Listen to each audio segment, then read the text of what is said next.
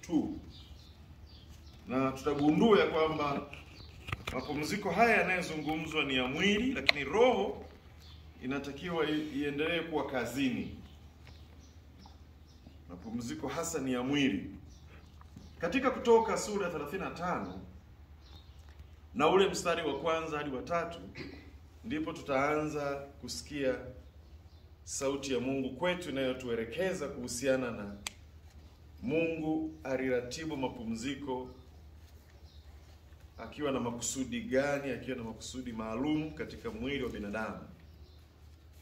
Kutoka sura 35 na ule mstari wa 1 hadi wa 3, Musa akakutanisha mkutano wote wa wana wa Israeli na kuwaambia, maneno aliyoyahusia Bwana ni haya, yani Mungu alichokizungumza naye kuwaletea ni haya, kwamba fanyeni kazi siku 6, lakini siku ya 7 itakuwa siku takatifu kwenu, ni sabato ya kustarehe kabisa kwa Bwana. Mtu awaye yote atakayefanya kazi yoyote katika siku hiyo atauawa. Hamtawasha moto katika nyumba zenu kwa siku ya Sabato. Hapa Mungu anazungumza habari ya mwili wa binadamu kupumzika. Kuna nini? Kwa sababu huo mwili hasa, tukiona maandiko sasa, labda wakati ule hapakuwa na ufunuo huo. Sasa tunaweza tukawa katika Agano Jipya, tunaweza tukaona jinsi ambavyo mwili wa binadamu ni hekalu la Mungu. Kwa hiyo ule mwili Mungu anapozungumza kuhusu kupumzisha ni hekalu lake, na anasema kwamba ukiuharibu, yani ukiliharibu hilo hekalu, basi Mungu atashughulika na wewe. Kwa hiyo tunakwenda kujifunza kuhusu mapumziko ya aina 5 katika Biblia, jinsi Mungu anavyoonyesha mwili upumzike kwa nini. Tumeona jinsi ambavyo Mungu anazungumza tena kwa ukali. Anasema huyo mtu atakayekiuka kuupumzisha mwili na kuwasha moto hata hiyo siku ya mapumziko ya Sabato na uwawe. Kipindi ambacho wa Sabato wamekuwa wakishika siku au wamekuwa wakiendelea na kanuni zao za kuabudu siku, wako wamegawanyika katika zaidi ya makundi mawili. Wako wanaowasha moto na wako ambao wanasema usiwashe moto, kama jinsi ambavyo maandiko hapa yanazungumza kwamba hiyo siku ya Sabato hairuhusiwi kuwasha moto. Kwa hiyo wako wanaowasha moto siku ya Sabato wanasema kwamba ukila vyakula ambavyo vimebaki, kwa maana ya kwamba vimelala alafu ndio uje uvile vikiwa katika hali ya kupoa, vitakuwa vimeingiwa na wadudu na vitasababisha kuleta maradhi katika mwili. Kwa hiyo lazima uwashe moto, alafu upashe kile chakula, alafu kile kikiwa cha moto, kwa maana ya kwamba bakteria wote, si wadudu na nini Kwa hiyo kwa namna hiyo, hizo ni akili za kibinadamu sasa za kutengeneza labda hiyo sayansi kwamba chakula kinakuweje vipi, lakini Mungu alitoa maelekezo kwamba wasiwashe moto. Kwa hiyo hapo nao wamegawanyika kwenye makundi mawili. Sasa tuingie aina ya kwanza ya mapumziko ambayo Mungu aliratibu. Ni mapumziko ya ardhi pamoja na mwanadamu kutokufanya kazi kwa mwaka wa 7. Baada ya miaka 7 Mungu anasema mwanadamu ule mwaka mzima asifanye kazi. Walawi sura ile ya 25 na ule mstari wa 1 mpaka wa 24. Mimi naweza nikasoma tu mistari hata miwili, lakini wewe andika ili kusudi upate nafasi ya kusoma kwa taratibu, uweze kuona picha hiyo ambayo Mungu anaizungumza kuhusiana na kutokufanya kazi siku au mwaka wa 7. Ardhi inakaa kabisa bila kuguswa. Na tutaona katika tafsiri ya kiroho mpaka sasa Mungu anamaanisha nini kwetu. Hatupo katika imani ile ya kisabato, lakini tunakwenda kuzungumza habari ya mapumziko ambayo ni kanuni ya Mungu aliyoiweka. Katika Walawi sura ya 25 mstari wa kwanza mpaka wa 24 anasema hivi. Mstari wa 4 nisome pale, anasema wote anzia wa kwanza mpaka wa 24, ngoja nisome chache. Mstari wa 4 anasema hivi: lakini katika mwaka wa 7 itakuwa ni sabato ya kustarehe kabisa kwa ajili ya hiyo nchi. Ni sabato kwa Bwana. Usipande shamba lako wala usipelee, yani usipalilie shamba lako la mizabibu.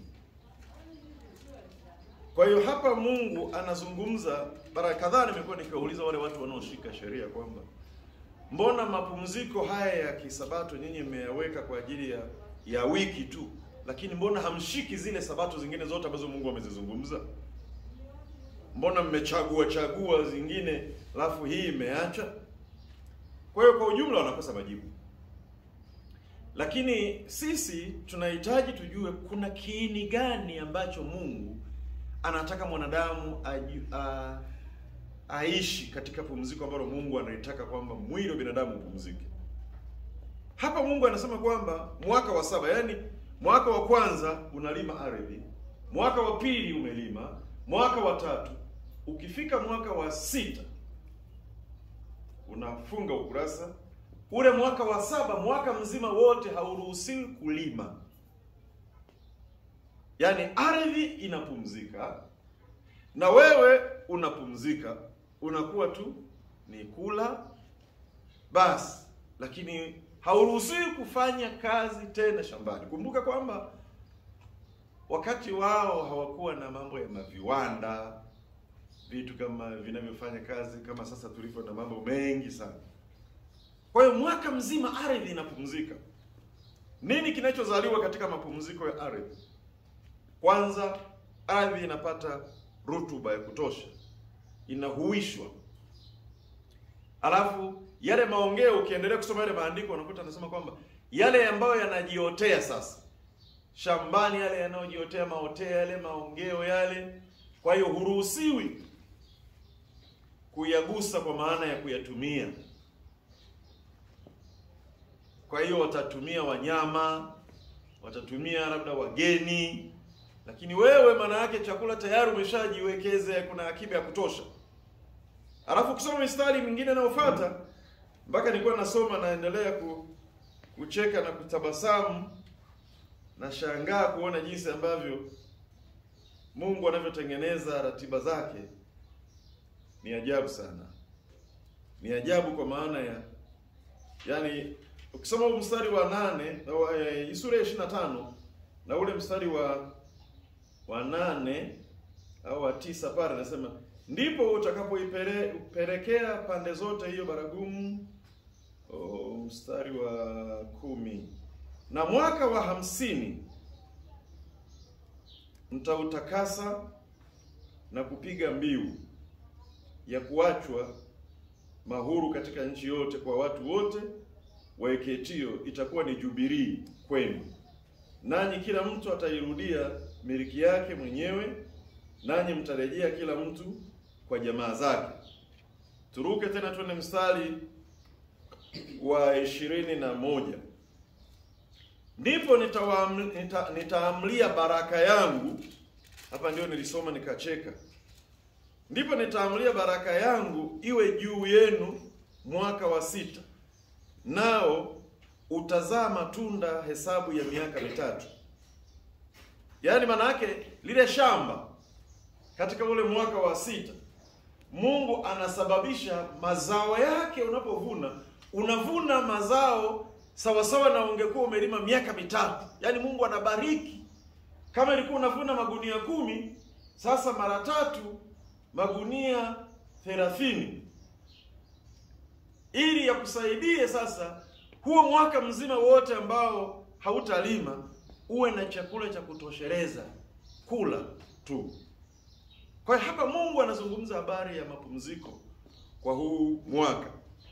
Sasa twende kipengele cha pili aina nyingine ya mapumziko baada ya kila mwezi, kwa maana ya mwezi wa 7 wa mwaka unakuwa na miezi 12.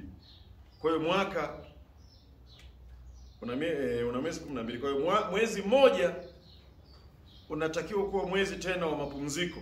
Ukisoma Walawi 23 mstari wa 39 anazungumza kwamba tarehe 15 huo mwezi wa 7, hiyo tena wiki nzima inakuwa ni harakati za mapumziko tu na kula. 23 hapo mstari wa 39. Lakini siku ya 15 ya mwezi wa 7, hapo mtakapokuwa mmekwisha kuyachuma mavuno ya nchi, mtaweka sikukuu kwa Bwana, muda wa siku 7. Siku ya kwanza kutakuwa na kustarehe kabisa, na siku ya 8 kutakuwa na kustarehe kabisa. Kwa hiyo tunaona katika serikali zetu, especially nchi yetu pia, huwa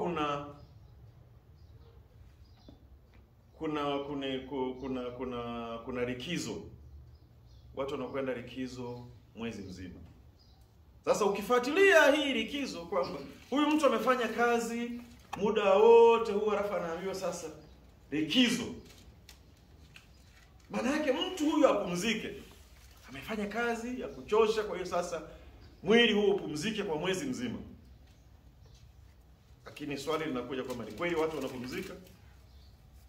Yaani huo mwezi anaoambiwa kupumzika ndio atafanya kazi sana. Yaani ndio hata ametoka huko sasa atajibidisha, itakuwa yuko heka nyingi sana. Lakini lengo la serikali ni kwamba huyu mtu apumzike.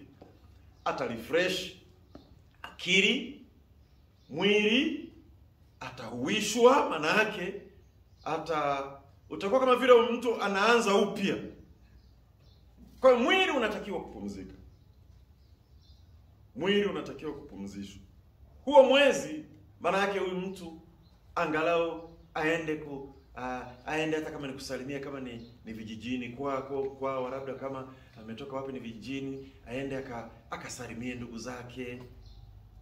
Haya, kama atakwenda kwenye mapumziko labda ya kwenye utalii, atakwenda beach wapi. Yaani maana yake mtu relax, yani apumzike. Mwili uweze kupumzika. Lakini kizazi tulichonacho sasa, watu wako busy. Yaani mtu asubuhi mpaka kuja kulala yuko hoi, yaani mtu anaona kwamba tu masaa mengine yangeongezeka. Watu wametingwa kweli kweli. Kwa hiyo swala la kupumzika ni swala la kimungu. Sio swala la kujisikia kwamba labda limetengenezwa tu na binadamu, lakini ni swala la Mungu kuhusu kupumzisha mwili. Kuna mahali tunakwenda. Kwa hiyo kupumzisha mwili, tuna matawi mengine vijijini huko. Mtu anaweza kuwa kama ni kwa mwezi huo wa likizo, akafunga safari, kaenda hata kwenye moja ya kanisa lolote la kiroho kama ni matawi yetu, kaenda kafanya huduma. Kawa ameandaa kabajeti kake, mali zake pale na nini, chakula pale, akafanya huduma pale kijijini. Wale watu watakuwa wamepokea kwanza baraka, alafu wewe mwenyewe utakuwa umesha pumzisha. Maana yake mwili ulikuwa kwenye makazi mengi, ile makazi ya uselemara, wengine makazi ya yoyote yale ya kiofisi, ya kiajira, kibiashara, miradi mbalimbali. Kwa hiyo pale utakuwa tu ni kumuomba Mungu, kwenda kanisani, kuongea na watu wale, pale unashuhudia. Kwa hiyo mwili unapumzika, lakini roho iko kazini katika kujaza vitu vya kiroho. Ukisoma ule mstari wa andiko tulioanza nalo lile, linapozungumza kuhusu pumziko, kuna neno moja ambalo ngoja tulirudie kabla ya kuendelea huku mbele. Tulisoma Kutoka sura ya 35 na ule mstari ilikuwa ni wa kwanza mpaka wa 3. Kuna neno pale, lile pumziko linazungumziwa katika Bwana, kwa maana ya vitu vya Bwana, maana yake vinatakiwa vifanyike. mstari ule wangapi wa pili, anasema hiyo Kutoka 35 mstari wa pili, fanyeni kazi siku 6, lakini siku ya 7 itakuwa ni siku takatifu kwenu, ni sabato ya kustarehe katika kabisa kwa Bwana. Maana yake kwa Bwana ni katika Bwana. Ina maana ya kwamba ndani ya roho yako kutakuwa kunampa Mungu utukufu, sio pumziko tu la katika mwili au la katika dunia, lakini ni katika Bwana. Maana yake ni kwamba mambo ya Bwana yafanyike katika hilo pumziko. Sasa nitalizungumza nitakapofika kwenye kile kiini ambacho ninakiendea. Haya, kipengele cha 3, mapumziko ya usiku. Tunalala. Angalia tu jinsi Mungu alivyoumba, kwamba inapofika usiku kuna usiku na mchana. Inapofika usiku, kwa vyovyote vile mtu analazimika apumzike,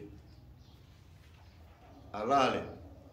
Sasa unapolala, fikiri kwamba umeoga, umelala, unapokuja kuamka asubuhi, unakuja kuamka, mwili unakuwa katika nguvu mpya.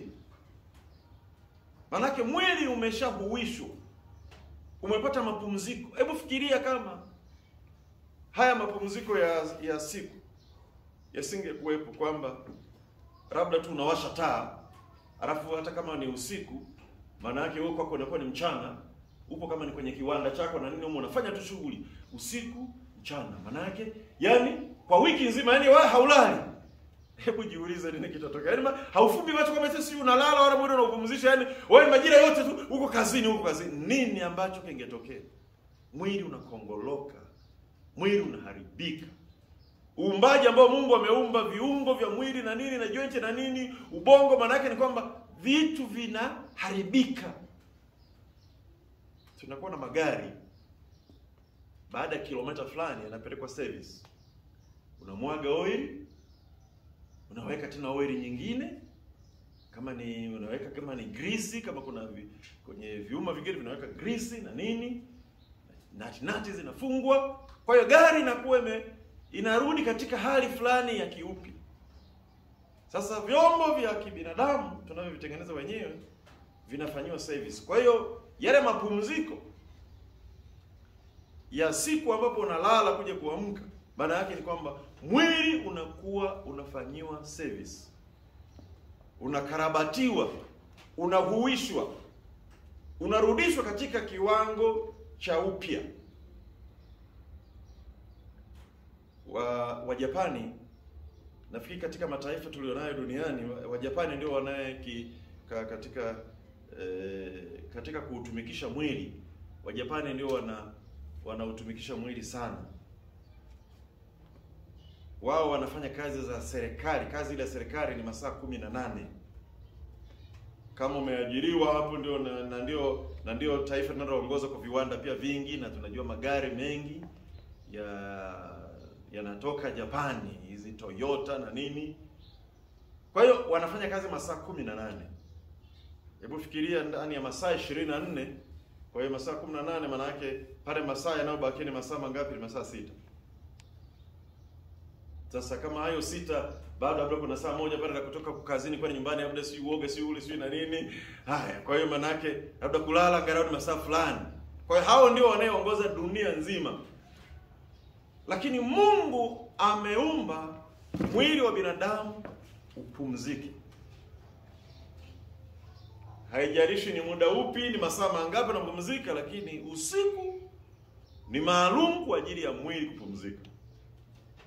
Kwa hiyo tunaendelea kujifunza aina za sabato ya mapumziko ya mwili. Tunaposema mwili kupumzika, maana yake ni mwili kustarehe, ni mwili kupata raha. Kwa hiyo hayo ni mapumziko ya mwili. Kwa hiyo hii ni aina ya 3 ya mapumziko. Tumeona mapumziko ya miaka. Tumeona mapumziko ya miaka, alafu tumekuja mapumziko ya mwezi. Sasa tunaona mapumziko ya mwili. Sasa twende aina nyingine ya 4 ambayo hasa ndio kiini niseme cha somo langu, kutaka kuzungumza na wewe kwa upana, mapumziko ya kwa wiki, kwa maana ya Jumapili. Wana wa Israeli, twende kwenye Kutoka sura ya 12, pia walipumzishwa siku mbili kabla ya kuzama sana katika ile siku moja. Bado palikuwa na mapumziko ya siku mbili. Kutoka sura ya 12 na ule mstari wa 16 tuyaona mapumziko pale ya wiki, hasa zile weekend. Tunaona serikali imetoa Jumamosi na Jumapili. Ile Jumamosi mara nyingine inawezekana ikafanya, mara nyingine ikawepo nusu siku kafanya kazi, au wengine makampuni mengine nene inakuwa haipo kabisa, inakuwa Jumamosi na Jumapili zote zinakuwa zipo. Sasa katika Kutoka 12 mstari wa 16 anasema, siku ya kwanza kutakuwa kwenu na kusanyiko takatifu, na siku ya saba kutakuwa kusanyiko takatifu. Haitafanyika kazi yoyote katika siku hizo, isipokuwa kwa hiyo ambayo kila mtu hana budi kula, hiyo tu ifanyike kwenu.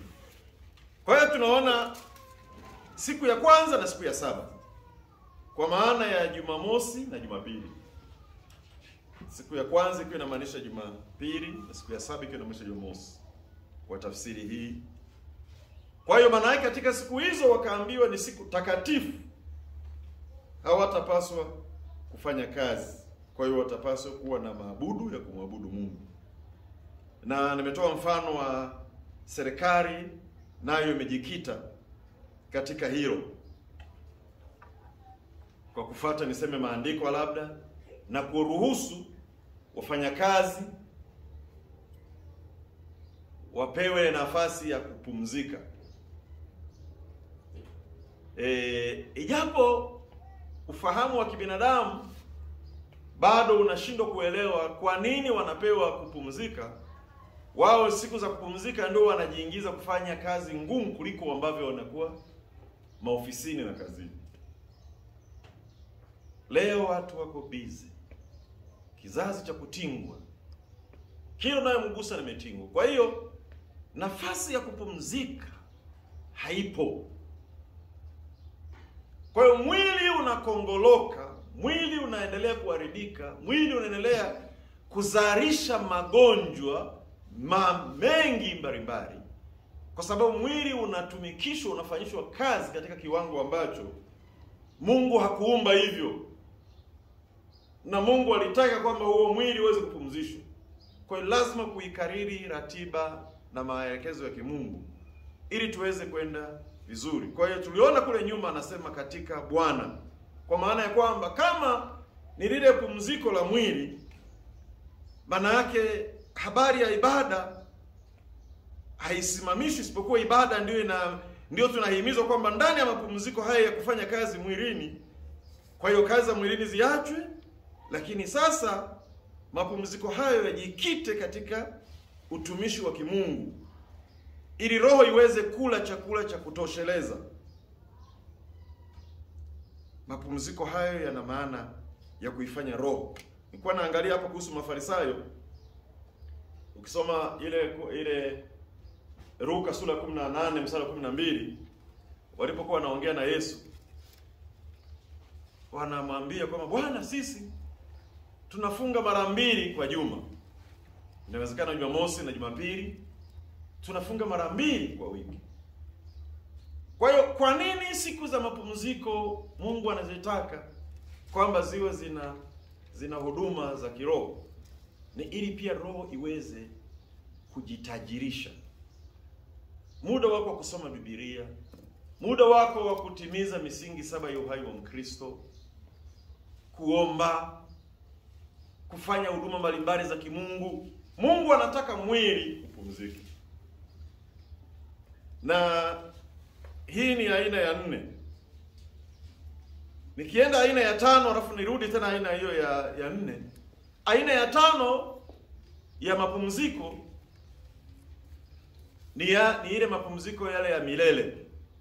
Ukishakufa mwili haufanyi kazi tena, mwili unaingia kwenye mapumziko kwa mtu wa Mungu, lakini sio kwa watu wote. Ndio maana Waebrania 4 mstari wa 9 anasema imesalia raha ya watu wa Mungu, ambayo ni raha ya Sabato. Sabato inayozungumzwa hapa ni Sabato ya pumziko la mwanadamu la milele. Anasema ndio imesalia hiyo.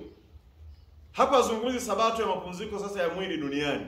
Anazungumza mapumziko ya mwanadamu milele. Anasema imesalia raha ya Sabato. Kwa hiyo ni aina ya 5 ya pumziko. Imesalia raha. Sasa yule mtu ambaye ni mtenda dhambi, maana yake yeye hatakuwa na mapumziko, isipokuwa atakuwa na mateso ya milele jehanamu. Kwa hiyo sio mapumziko tena, ni mateso. Ndio maana kinyume cha starehe, kinyume cha mapumziko, maana yake ni mateso, ni mambo magumu.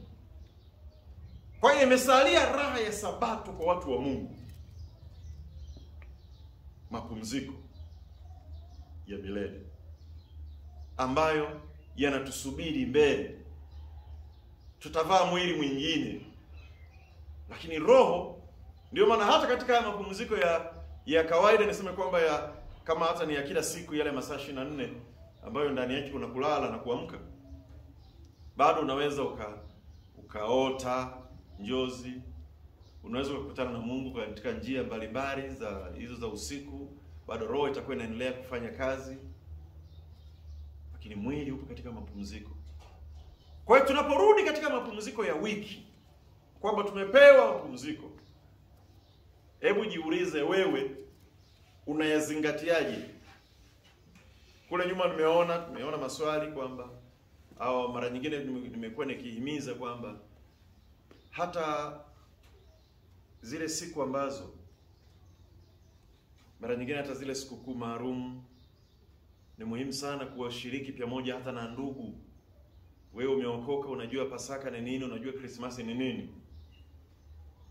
Kwa hiyo unaweza ukafunga safari kabajeti kako na nini, na ile maana ya wokovu. Sasa unaposherekea wewe ile Krismasi au Pasaka, ni tofauti na wale walioko duniani. Wao wanasherekea, lakini watakunywa pombe, wataingia kwenye maisha mabaya ya bangi, washerati na kadhalika. Lakini wewe utawakilisha kwamba unaposherekea Krismasi, ile Krismasi ina nini ndani yake? Pasaka ile ina nini ndani yake? Kulitokea tukio gani? Lina mahusiano gani na maisha yako kuishi duniani na wokovu wako? Kwa hiyo unaweza ukawasisitiza au unaweza ukawafafanulia utakapokuwa unakula nao, utakapokuwa unaongea nao. Tayari wale watu watakuwa wameona ule ushirika wako na ile nguvu ya wokovu iliyo ndani yako. Itakuwa pia na faida kwao. Hawataona kwamba umewatupa, umeona wao ni wenye dhambi, kwa hiyo hawezi kushiriki na wewe na nini. Wataona upendo wako wa kuwavuta, umewajari, umefunga safari. Wako watu ambao wameokoka alafu anasema kwamba anaona kule yuko mama yake, yuko si nani, hawezi, yani ni kama wale tu ni wenye dhambi. Hata kama kula nao basi ni baya kabisa, kwa kukaa nao hata kama ni salamu dakika 2 hataki hata kukaa nao. Hata yale maongezi ya kawaida ya kupanga labda maendeleo ya kijamii na nini, haoni kama anapaswa kuyafanya. Kumbe ni lazima sana. Yale yanawavuta kwa sababu wewe tayari una macho maalum ya kiroho ambayo unaweza ukatoa ushauri, hata kama ni mambo ya kimaendeleo, yakawa yanatija, yakawa yana maana, yana uzito wa kuleta faida ya mbele ambayo yeye yule asingeweza kuona. Lakini wewe una akili ya ziada, una macho ya ziada, una vitu vingine vya ziada tofauti na ile hali ya kawaida ya ubinadamu. Kwa sababu unapokuwa na roho wa Mungu, anakutoa katika hali ya ubinadamu wa kawaida, anakuongezea uungu. Katika Zaburi anasema ile 82 na ule mstari wa 6 na wa 7 anasema, ninyi ni miungu ila mtakufa kama binadamu wa kawaida, lakini ninyi ni wana wa miungu, ni miungu. Kwa maana yake tuna ziada ya ubinadamu, tuko juu zaidi ya ubinadamu. Tumeshaongezewa vitu katika kufikiri, katika maamuzi, katika mambo ya utendaji. Ndio maana ukiangalia hata katika Kutoka ile 30 na ngapi na 31 mstari ule wa 4 na wa 5 anasema, Mungu anasema ataweka roho ya ubunifu kwa wacha Mungu wake, watafanya kazi za ustadi, za kiseremala, kazi za uashi. Kwa hiyo zinafanyika kwa ustadi. Kwa nini? Kwa sababu roho wa Mungu yuko juu. Kazi za ususi zote anasema kwamba anaweka ubunifu. Kwa nini? Kwa sababu wewe tayari ni chombo maalum cha kimungu. Kwa hiyo sasa tunaporudi katika mapumziko ya siku za mwisho wa wiki, hatuende makazini katika sehemu za ajira ambazo watu wameajiriwa. Haya, Jumapili hiyo, japo wengine mpaka Jumapili anataka ndio iwe siku sasa ya maalum, watu wameiwekea ili ndio wafanye mambo yao mengi ya kimwili, ya kimaendeleo na nini. Kwa mtu anakosa ule utulivu ambao Mungu ameuandaa kabisa, kwamba huyu mtu ndio anaweza kama watu wakatembeleana, wakatiana moyo. Kusema mwenzetu, leo hii unakuta kwamba mtu unaisha mwaka, watu hawatembeleani kabisa. Yaani kipindi kija, yaani labda pametokea labda sababu fulani, kuna tukio labda lilikuwa ni la ugonjwa ambalo limetokea, ni msiba nini, basi mtu anaona hamna jinsi, basi ndio aende. Lakini kule kutembeleana katika namna ya kwamba tukatiane moyo, na mwenzangu amekutana na mambo gani, wiki hii labda niende nimkaribishe kwangu, tubadilishane mawazo katika mambo ya kimungu. Leo hii shetani ameweka namna fulani ya uongo, kama vile kupoteza muda, kwamba ndugu yako mje mkae naye eti mnajadili labda maandiko fulani, labda huduma inavyokwendaje, tupambanaje, tufanyaje, yaani kama vile kupoteza muda kwa sababu la kutembeleana. Kwa hiyo mpaka pawe na sababu fulani ndio ijitokeze. Lakini Mungu anazungumza habari ya kutembeleana katika Warumi 15 mstari wa 7. Anazungumza habari ya kutembeleana, kwamba tunapotembeleana sisi kwa sisi, Mungu anatukuzwa. Kuna vitu vinavyozaliwa katika kutembeleana. Warumi ile sura ya 15 na ule mstari wa 7. Na hata ile Yohana pia 13 ule mstari wa 34 na 35 pia anazungumza kuhusu kupendana sisi kwa sisi. Watu wote watajua ya kwamba sisi ni wanafunzi wa Yesu. Kwa hiyo hatuwezi kupendana bila matendo yanayoonyesha kupendana, ambayo mojawapo ni kutembeleana, na kuna vitu ambavyo vitakuwa ni vya kusaidiana. Katika hii Warumi 15 mstari wa 7 anasema, kwa hiyo mkaribishane ninyi kwa ninyi kama naye Kristo alivyotukaribisha, ili Mungu atukuzwe. Ili Mungu atukuzwe. Yaani kule kukaribishana ndani yake kuwe na utukufu wa Mungu. Kwa sababu watu watatamka jinsi wanavyoona hawa wacha Mungu wanavyopendana, jinsi wanavyosaidiana, jinsi wanavyojuana hali. Najua kitu kilichothibitisha au kilichonikamata sana katika wokovu, ile siku ya kwanza nimeingia katika kanisa la watu waliookoka, nilishangaa kitu kimoja ambacho kilinishangaza sana. Ni lile tendo la walikuwa wameweka mstari ambao sasa hivi tunapotoka hapo nje, nafikiri ni sehemu chache sasa hivi utakuta watu wameweka mstari, mchungaji ameanza hapo, watu wengine wanafuatia hivyo, watu wanapeana mikono, wanaweka duara, wanapeana mikono, wanapeana. Huko mtu anampa mkono anatabasamu, anasifiwe sana, karibu. Kwa hiyo maana yake washirika wote wanakuwa wameshikana ile mikono. Halafu unakuta watu wanatabasamu, watu wanakaribishana. Sasa kwenye dhehebu nililotoka mimi nikiwa Roman Catholic, nilikuwa mtumikiaji. Tukishatoka tu pale, kitu ambacho nimekuwa nikikishuhudia, ili unakanyaga tu ile ngazi ya kwanza tu pale kanisani, unakanyaga tu mtu anatoa paketi la sigara. Unakuta mtu ametoa, anagonga hivi, anachomoa ile sigara pale, anawasha. Yaani ile tu ngazi ya pili, ya tatu, ngapi kuna unashangaa mioshi tu, watu wala hakuna cha kusalimiana, hakuna hata cha mkono wala, yaani kila mmoja ana zake, yaani watu hawajuani. Lakini shangaa warokuli, yaani wao kama utumbo moja, yaani watoto wa tumbo moja, wanakaribishana hivi. Sasa nikatamani Jumapili nyingine niende nione hivi na itakuwa ni hivi. Yaani kilichonifanya mpaka na Jumapili nyingine nirudi ni kwa ajili ya kuona hilo tukio. Jinsi watu wanavyosalimiana. Niliporudi tena Jumapili nyingine tena sikujua hata kama kuna ibada za katikati. Maana siku ile nienda tu siku ile nikahubiriwa, nikanyosha mkono, nikaongozwa sala ya toba. Kwa siku hiyo nikaokoka. Kwa mara ya kwanza kwa ile kuingia tu ndani ya pale kanisa nikaokoka siku hiyo. Alafu nikaona hilo tena. Sasa nikatamani nione tena hivi na Jumapili nyingine hivi. Niliporudi nikakuta ni vile vile. Na mimi kwa watu walikuwa wanakukaribisha na mimi nikajifunza na mimi nikakaribisha. Siku moja nikachukua wakina mama. Kina mama wengine walikuwa wazee wana mvi. Nikawakaribisha mama kama 5. Nikamwambia Jumapili naomba mje nyumbani mpafahamu. Wakati ni kijana tu mdogo. Wakakubali. Nikashangaa, nikawa kama najaribisha tu. Yaani wakakubali. Asema tutakuja. Basi kweli ile Jumapili tu tunatoka. Wako tayari tukaambatana mpaka nyumbani. Na mama nilikuwa nimeshamwambia. Mama yangu mzazi, nimeshamwambia kwamba Jumapili nitakuja na wageni. Mama akachinja kuku, akaandaa chakula. Hajaokoka lakini yani mama yangu mpaka leo tangu kipindi hicho. Yani akisikia na wageni tu, yani lazima andae chakula maalum. Yani ni mkarimu wa ajabu. Akaandaa chakula maalum. Basi hivyo Jumapili nyingine tena karibisha wakina baba. Jumapili nyingine mabinti wa kike, idadi hiyo kama wengine 5 ngapi. Jumapili nyingine vijana. Kwa hiyo yani rika zote na jinsia na nini zote nikawa nakaribisha na mimi ikifika Jumapili nyingine nakaribisha. Kwa hiyo nikaona upendo jinsi ulivyo ndani ya Kristo. Hili endelea kunikuza. Sasa leo ukijaribu kuuliza hata mara nyingine hata hapa kwa hebu niambie umekaribisha watu mara ngapi nyumbani kwako?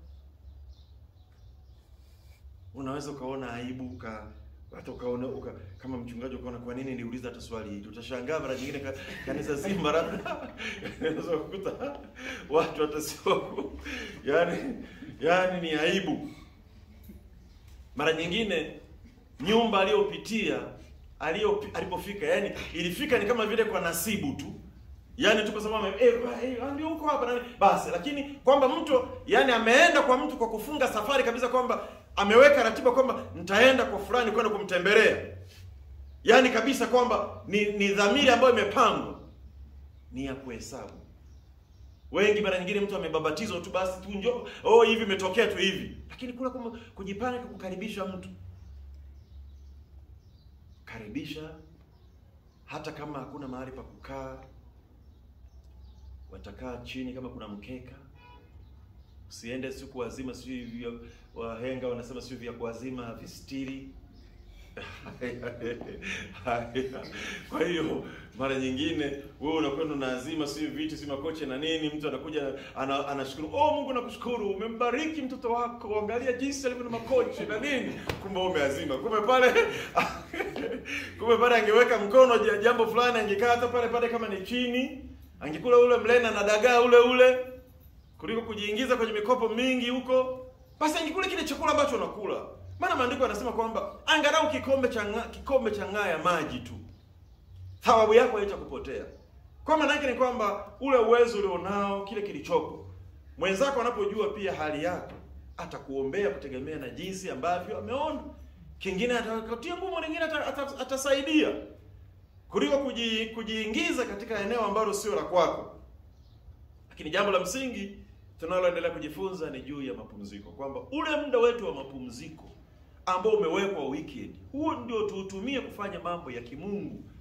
Tutembeleane, tutumie muda huo kumuomba Mungu, kusoma Biblia, kufanya mambo yote ya kimungu. Usiuharibu mwili na kuwekea mavitu mingi wakati Mungu amezungumza kuhusu mapumziko ya mwili. Alafu kuna ile sabato yetu ya milele ambayo tumeambiwa katika Waebrania 4:9 ya kwamba ya wacha Mungu ambayo itakuwa ni sabato ya milele, mapumziko ya milele katika mji tulioandaliwa. Bwana wetu Yesu apewe sifa. Kwa hiyo haya yote tunajifunza ili tuweze kuyaingiza kwenye matendo na tuweze pia kuwafundisha wengine. Timotheo wa pili sura ya 2 mstari wa 2 anasema, haya uwakabidhi wale watakao faa kuwafundisha na wengine. Sio kwa ajili yao tu, watawafundisha na wengine. Kwa hiyo chakula kinakuhusu wewe, lakini pia utamgawia na mwingine, naye atakila. Utamfundisha, kumwonyesha umuhimu wa siku za mapumziko ambazo Mungu ameziratibu. Mungu anataka zifanye kazi katika Bwana. Tujirishe chakula cha kiroho, tukue, tujenge mwili wa Kristo kwa maana ya huduma pia hata kwa ajili ya watu wengine ambao wapo ndani ya Kristo. Tuna wachanga leo wanaokoka, wanakosa malezi kwa sababu watu wametingwa. Swali ni kwamba nani atakayemnywesha maziwa huyu mtu? Nani atakayemfundisha? Hata tunapoweka njia za mara nyingine message za simu sio na nini, hizo ni kwa wale ambao inakuwa namna fulani hamna jinsi, lakini hasa unatakiwa ukae na mtu, mnyweshe maziwa, ushughulike naye. Na hizo siku za weekend ni siku muhimu sana ambazo hautasema sasa nimetingwa namna. Mtakaa, mtasaidiana hata mambo ya kawaida ya kijamii. Mwingine anafua nguo, mwingine anafanya jambo fulani, utamsaidia. Tayari ni mahubiri kwa njia ya matendo. Haleluya. Basi baada ya hapo nitamshukuru Mungu na tutakwenda kutolea pia Mungu sadaka zetu. Baba, katika jina la Yesu Kristo, na kushukuru kwa sababu umetupa nafasi ya kuishi duniani, tusife jana wala juzi, ili tuyakamilike